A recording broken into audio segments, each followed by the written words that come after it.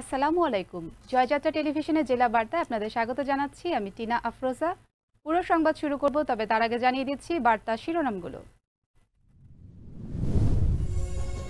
গাজীপুরে চান্দনা চৌরাস্তায় ব্যাংকে ঢুকে বোমা ফাটানোর ভয়, ব্যাংক লুটের হুমকি ও চেষ্টায় যুবককে 3 দিনের রিমান্ড দিয়েছে আদালত।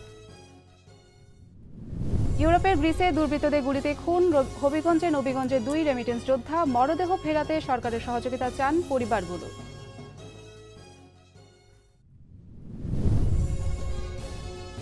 এবং কক্সবাজারের নুরিয়াচরে বরফের দাম বৃদ্ধিতে মাছ বেচাকেনা বন্ধ ঘোষণা করেছে মৎস্য ব্যবসায়ীরা।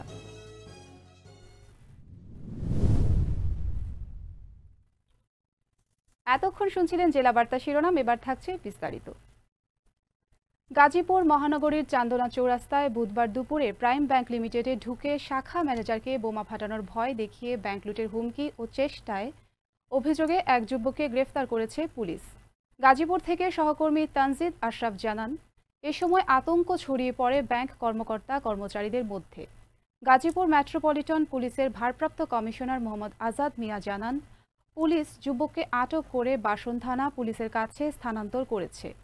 এদিকে যুবককে 3 দিনের রিমান্ড মঞ্জুর করেছে আদালত। এ ব্যাপারে ব্যাংক ম্যানেজার সাংবাদিকদের কাছে কোনো বক্তব্য দিতে রাজি হননি।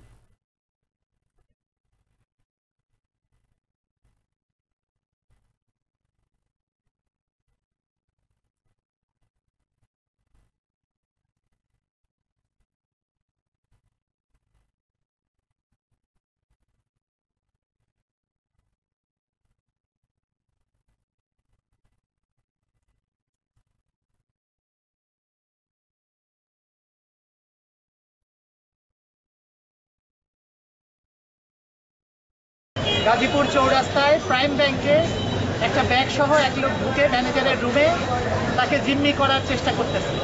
ইনফ্যাক্ট তাকে বোমা হামলার ভয় দেখিয়ে তার কাছ থেকে টাকা পয়সা নেওয়ার চেষ্টা করেছে। তো খবর পাওয়ার 5 মিনিটের মধ্যে আমাদের টহল টিম রাস্তায় ছিল। তারা সাথে সাথে ম্যানেজারের রুমে যায় এবং আমাদের যথাযথ নিরাপত্তা ব্যবস্থা নিয়ে ওই যে লোক এখানে ঢুকেছিল ওই লোককে এবং তার সাথে যে ব্যাগ ছিল সেটাকে সেপারেট করে ফেলে।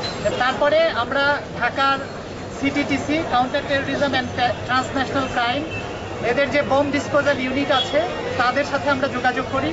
সেই বোম ডিসপোজাল ইউনিটের 11 সদস্য বিশিষ্ট একটা টিম আমাদের এখানে এসেছে এবং এখানে এসে আপনারা দেখতে পেয়েছেন যে ওনারা অত্যন্ত দক্ষতার সাথে সেই ব্যাগে যে বোমা সদৃশ আইইডিটা ছিল গত 14 সেপ্টেম্বর হঠাৎ করে হিলিপোর্ট দিয়ে ভারত থেকে পেঁয়াজ রপ্তানি বন্ধের কারণে বাংলাদেশে পেঁয়াজ আমদানি সীমিত হয়েছে। ফলে 25 থেকে 30 টাকা কেজি পেঁয়াজ বিক্রি হচ্ছে 65 থেকে 70 টাকা কেজি দরে। বিপাকে পড়েছে সাধারণ ক্রেতারা। দিনাজপুর বিরামপুর থেকে সহকর্মী মোহাম্মদ রিপন মানিক চৌধুরী জানান, এর মধ্যে হিলিপোর্টের C&F এজেন্ট অ্যাসোসিয়েশনের সভাপতি কামাল হোসেন রাজ জানান, নতুন করে বাংলাদেশে পেঁয়াজ আমদানি হবে না। অফিস চলাকালীন সময় পেঁয়াজের কোনো গাড়ি বন্দরে প্রবেশ করেনি। আবার কখন প্রবেশ করবে কিনা তা এই মুহূর্তে সঠিকভাবে বলা যাচ্ছে না। ইউরোপের দেশ গ্রিসে দুর্বৃত্তদের গুলিতে খুন হয়েছেন হবিগঞ্জের নবীগঞ্জের 2 রেমিটেন্স যোদ্ধা। গ্রিসের রাজধানী এথেন্সের স্পোগিরপো এলাকায় এ ঘটনাটি ঘটে। হত্যাকাণ্ডের খবরে নিহতদের বাড়িতে চলছে স্বজনদের শোকের মাতম। অশ্রুসিক্ত নয়নে অপেক্ষায় আছেন কখন ছেড়ে লাশ বাড়ি ফিরবে। লাশ দেশে ফেরাতে সরকারের সহযোগিতা চান নিহতদের পরিবার। আমাদের হবিগঞ্জ থেকে সহকর্মী সনি চৌধুরীর তথ্য ও চিত্রের বিস্তারিত দেখুন তানজিদ ভুইয়ার টেস্ট রিপোর্টে।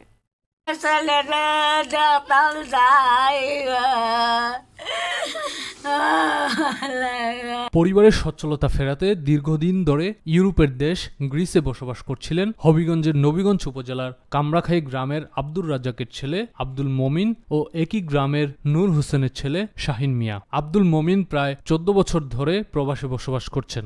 গ্রিসের আসপুগিরগুতে কন্টেইনার কোম্পানিতে পাহারাদার হিসেবে কর্মরত ছিলেন আব্দুল মমিন, আর শাহিন গত 2 বছর পূর্বে ইরান তুরস্ক হয়ে গ্রিসে যান। মমিনের কর্মস্থলেই যোগ দেন শাহিন, কিন্তু গত মঙ্গলবার রাতে দুর্বৃত্তরা একজনের মাথায় এবং অন্যজনের গলায় গুলি করে হত্যা করে। পরদিন স্থানীয়রা মরদেহ দেখে পুলিশকে খবর দেন। সেখানে বসবাসরত প্রবাসীরা নিহতের স্বজনদের জানান, দুটি কন্টেনারে ডাকাতির প্রস্তুতি নেয় দুর্বৃত্তরা। এ সময় মমিন ও শাহিন বাধা দিলে তাদেরকে গুলি করে হত্যা করা হয়েছে। এ নিয়ে পুলিশ তদন্তে নেমেছে এবং মরদেহগুলো বাংলাদেশে পাঠানোর প্রক্রিয়া চলমান বলেও জানিয়েছেন তারা।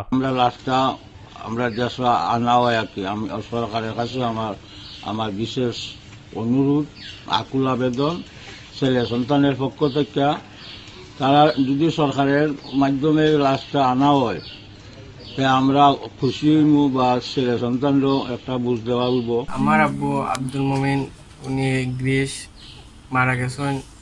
আমরা বাংলাদেশ সরকারের কাছে একটাই অনুরোধ যে ওনার লাশ যাতে আমরা দেখার সুযোগ করে দেন তানারা। আর আমরা খবর পাইছি যে তাদেরকে গুলি করে হত্যা করা হয়েছে। আমার ভাই আব্দুল মমিন গ্রিস মারা গেছে। সরকারের জানো ব্যবস্থা করে আমার ভাই তারা দেশখানে ফিরে আনে। আমি এই অনুরোধ আমার সরকারের কাছে রইল। আল্লাহ আমরা দেখায় না আমার ভাই মৃত লাশ আমরা দেখতাম চাই।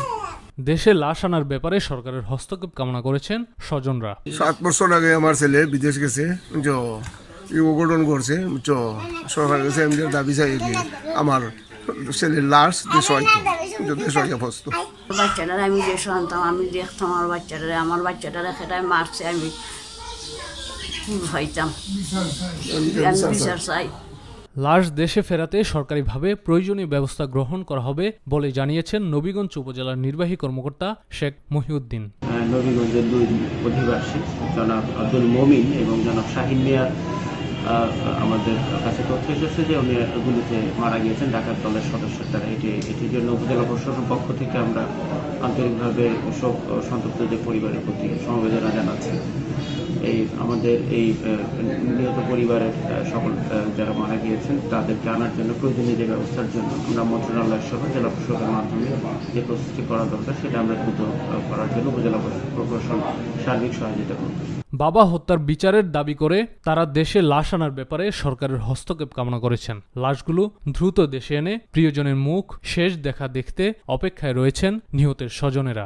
যে বা যারা হত্যা করছে এটার জন্য সুবিচার হয় এবং সরকারের কাছে আমার একটা দাবি যে আমরা লাশটা যাতে সরকারের আওতায় সরকারের নিজ দায়িত্বে আমাদের বাংলাদেশে আমাদের কাছে হস্তান্তর করে। Tanjid Bhuiyan, news desk, Joyjatra television. জলাবদ্ধতা দূর করতে সাতক্ষীরা শহরের পানি নিষ্কাশনের একমাত্র পথ প্রাণসায়ের খালের পাশের অবৈধ স্থাপনা উচ্ছেদে অভিযান শুরু করেছে প্রশাসন। টানা 4 দিন ধরে জেলা প্রশাসকের নির্দেশনায় এই উচ্ছেদ অভিযান চলছে। সাতক্ষীরা থেকে সহকর্মী আব্দুল মতিন জানান, এ নিয়ে প্রশাসনের উচ্ছেদ অভিযানে লাখ লাখ টাকা ক্ষতির মুখে পড়েছেন ব্যবসায়ীরা। তবে প্রশাসন বলছে অবৈধ স্থাপনার তালিকা প্রস্তুত করে দোকানের মালপত্র সরিয়ে নিতে আগেই নোটিশ দেওয়া হয়েছিল। সে সময় ব্যবসায়ীরা কোনো কিছু তোয়াক্কা না করে কাজ চালিয়ে গেছে।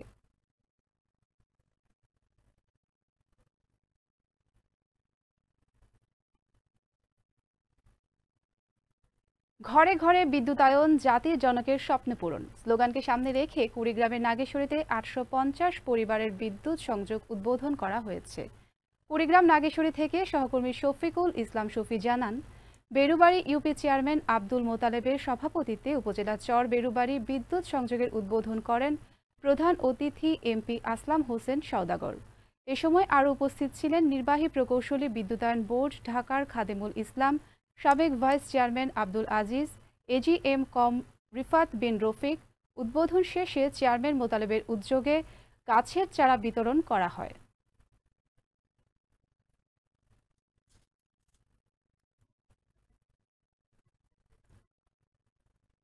কুড়িগ্রামের নাগেশ্বরী শাখার বাংলাদেশ স্বেচ্ছাসেবক ফাউন্ডেশনের উদ্যোগে ফাউন্ডেশনের উপজেলা ও পৌর কার্যালয়ের শুভ উদ্বোধন করা হয়েছে।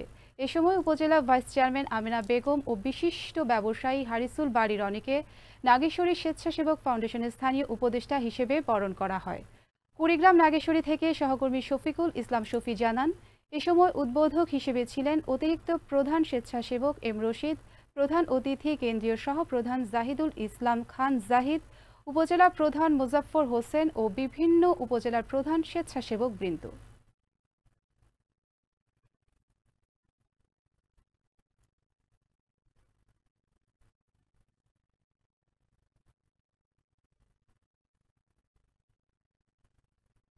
ময়মনসিংহে মানবাধিকার বিষয়ক সাংবাদিকতায় দক্ষতা বৃদ্ধি শীর্ষক দিনব্যাপী সাংবাদিক প্রশিক্ষণ কর্মশালা অনুষ্ঠিত হয়েছে।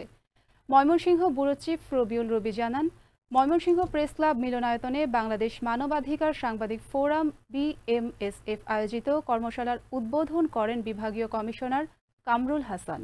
এ সময় বক্তব্য রাখেন police super Ahmar Uzzaman, press ক্লাবের সাধারণ সম্পাদক অমিত রায় এবং বাংলাদেশ মানবাধিকার সাংবাদিক ফোরামের মহাসচিব খায়রুজ্জামান কামাল। কর্মশালায় 30 জন প্রিন্ট ও ইলেকট্রনিক মিডিয়ার সাংবাদিক অংশগ্রহণ করেন।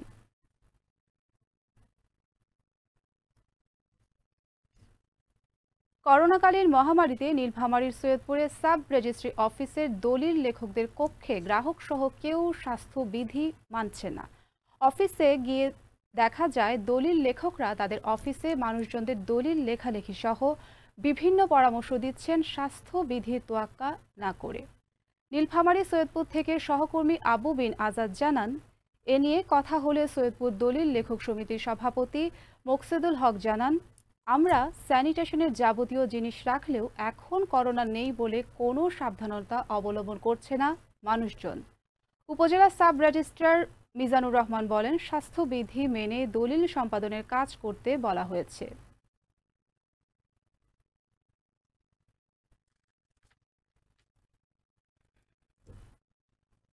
সিন্ডিকেট করে বরফের দাম অতিরিক্ত বৃদ্ধি করার প্রতিবাদে বৃহস্পতিবার থেকে অনির্দিষ্টকালের জন্য মাছ বেচাকেনা বন্ধ ঘোষণা করা হয়েছে। বরফ মালিকেরা সিন্ডিকেট করে বরফের দাম বৃদ্ধি করছে। কক্সবাজার সহকর্মী মোহাম্মদ ফরিদ জানান, এ সময় ব্যবসায়ীরা বলেন, একটি বরফ তৈরিতে খরচ হয় 40 থেকে 42 টাকা, যেখানে 100 টাকায় বরফ বিক্রি স্বাভাবিক, কিন্তু সেই বরফ বিক্রি হচ্ছে 300 থেকে 400 টাকায়। এতে ব্যবসায়ীরা ক্ষতির সম্মুখীন হচ্ছে, ফলে লাভের বিপরীতে লোকসান গুনতে হচ্ছে মৎস্য ব্যবসায়ীদের। অবিলম্বে মৎস্য আহরণ স্বাভাবিক ও বেচাকেনা সচল রাখতে জেলা প্রশাসনের হস্তক্ষেপ কামনা করছেন মৎস্য ব্যবসায়ী নেতৃবৃন্দ।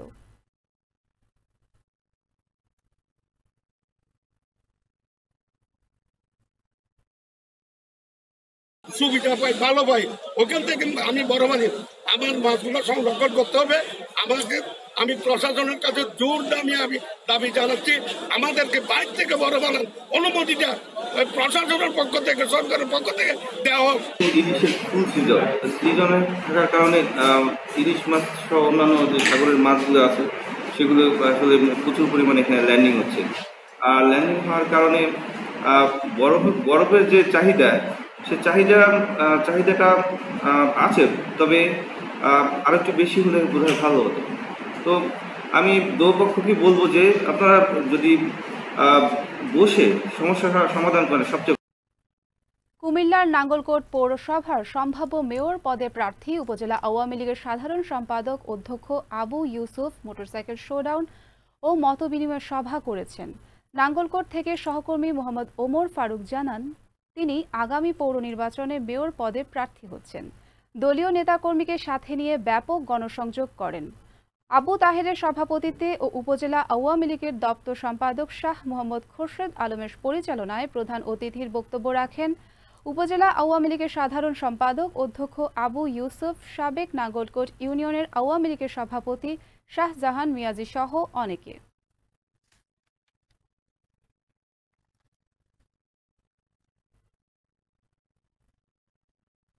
কুমিল্লার দাউদকান্দিতে জাতির জনক বঙ্গবন্ধু শেখ মুজিবুর রহমানের জন্মশতবার্ষিকী উপলক্ষে আওয়ামী লীগ নেতা ও আসন্ন উপজেলা পরিষদ নির্বাচনে নৌকার মনোনয়ন প্রত্যাশী আলহাজ বশির আলম মিয়াজির নেতৃত্বে আলোচনা সভা ও র্যালি অনুষ্ঠিত হয়েছে।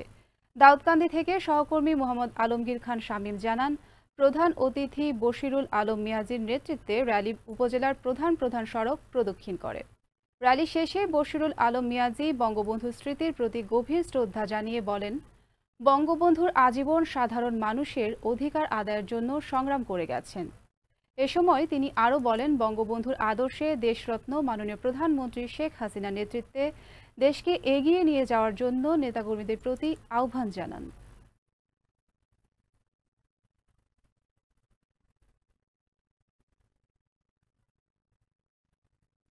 করতে চাচ্ছি না, কারণ আমার বড় ভাই আপনাদের সামনে বক্তব্য রাখবেন।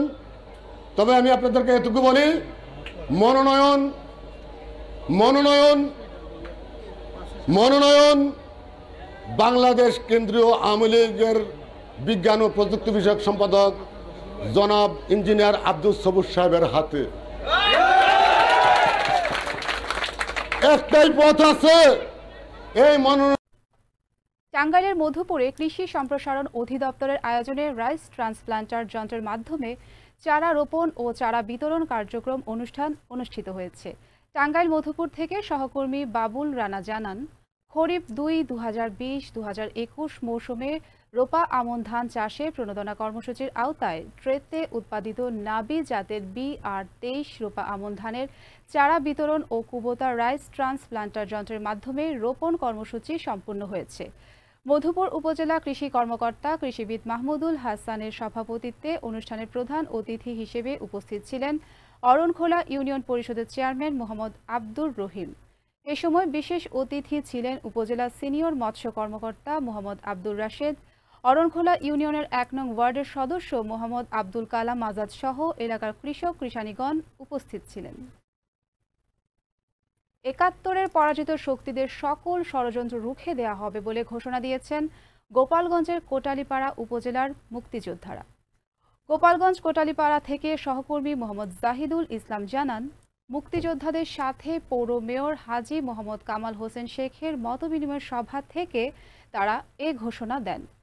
পৌর মেয়র হাজী মোহাম্মদ কামাল হোসেন শেখের সভাপতিত্বে অনুষ্ঠিত মতবিনিময় সভায় উপজেলা মুক্তিযোদ্ধা সংসদের সাবেক কমান্ডার হাজী মোহাম্মদ লুৎফুর রহমান, সাবেক ডেপুটি কমান্ডার আব্দুল কালাম আজাদ, দাঁড়িয়া উপজেলা আওয়ামী লীগের সাধারণ সম্পাদক আয়নাল হোসেন শেখ সহ আরও অনেকে বক্তব্য রাখেন।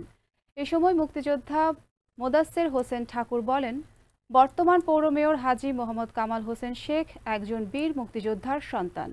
তার বিরুদ্ধে ৭১-এর পরাজিত শক্তি নানা ধরনের ষড়যন্ত্র লিপ্ত হয়েছে। আমরা জীবিত থাকতে এই অপশক্তিদের কোনোভাবেই সফল হতে দিব না। বাগেরহাটের চিতলমারী সদর বাজারে নেই পাবলিক টয়লেট। প্রতিদিন প্রায় লক্ষাধিক মানুষ বিভিন্ন কাজে উপজেলা সদরে আসলেও প্রাকৃতিক কর্ম সম্পন্ন করার মতো নেই কোনো ব্যবস্থা। এ অবস্থায় জরুরি ভিত্তিতে পাবলিক টয়লেট স্থাপনের দাবি ভুক্তভোগীদের। বাগেরহাটের চিতলমারী থেকে প্রদীপ মণ্ডলের পাঠানো রিপোর্টে দেখুন বিস্তারিত।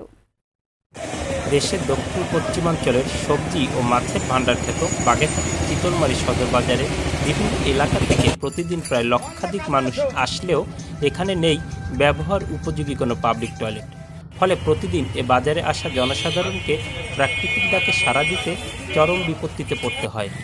চিতলমারী সদর বাজার ঘুরে দেখা যায় বাজারে আসা অধিকাংশ পুরুষেরাই থানার পিছনের গলিতে সারেন প্রাকৃতিক কর্ম।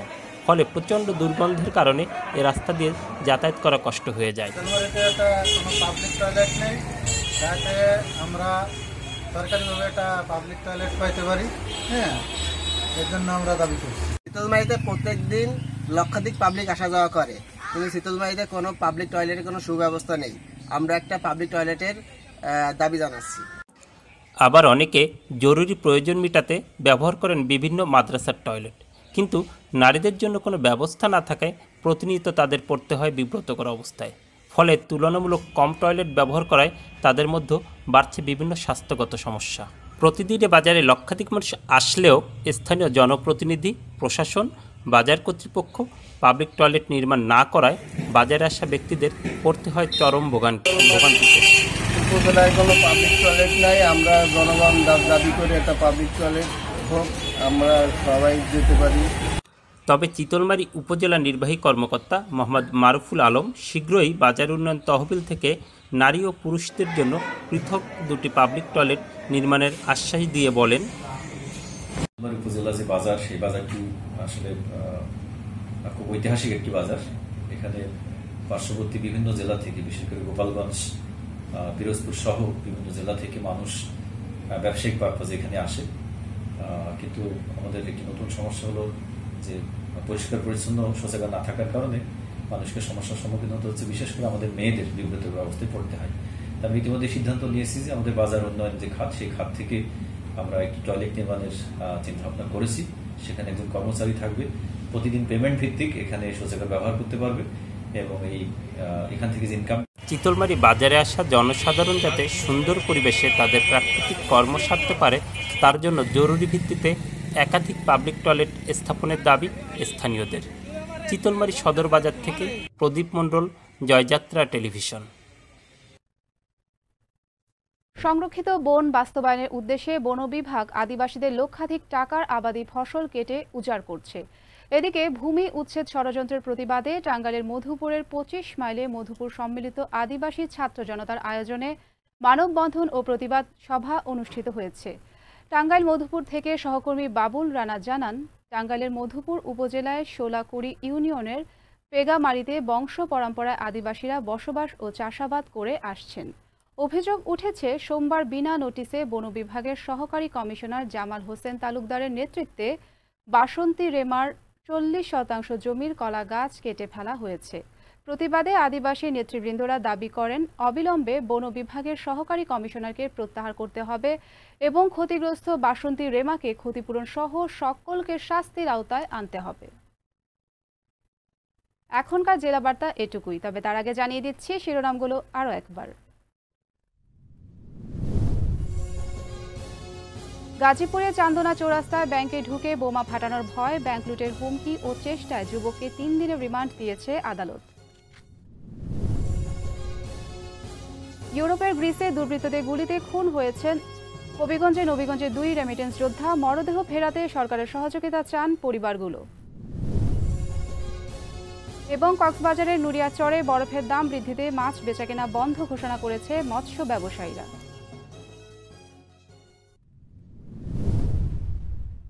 এই ছিল জেলা বার্তায়। আমাদের পরবর্তী সংবাদ দেখার আমন্ত্রণ রইল। সারা দেশের সব খবর জানতে চোখ রাখুন জয়যাত্রা টেলিভিশনে। এতক্ষণ আমাদের সঙ্গে থাকার জন্য ধন্যবাদ। আল্লাহ হাফিজ।